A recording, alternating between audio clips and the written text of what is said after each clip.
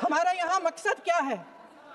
जनता से हमें दिया गया दायित्व, जनता का विश्वास, उनके प्रति हमारी जिम्मेदारी, हम किस तरह से इसका इस्तेमाल कर रहे हैं, हमें ये सोचना चाहिए। क्योंकि अब इस मोड़ पर हम इस सदन में अपने राष्ट्रगीत पर भी बहस करेंगे। आपने बहस मांगी है, आप तो इलेक्टोरल रिफॉर्म्स की बहस नहीं मांग रहे थे कि जब तक हम इस पर बहस नहीं करेंगे तब तक उस पर बहस नहीं होगी।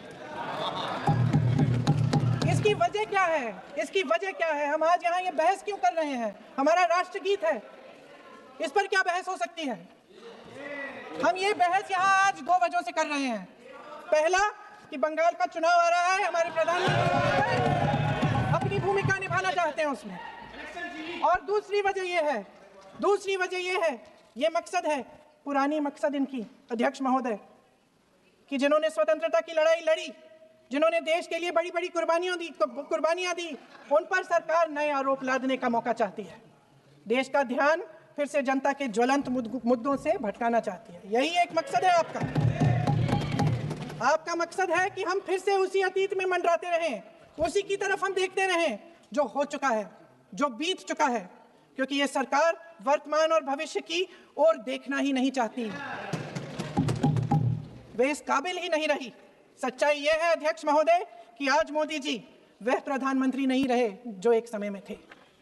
सच ये है कि ये दिखने लगा है, उनका आत्मविश्वास घटने लगा है, उनकी नीतियां देश को कमजोर कर रही हैं। और मेरे सत्ता पक्ष के साथी चुप इसलिए हैं क्योंकि अंदर अंदर से वे भी इस बात से सहमत हैं।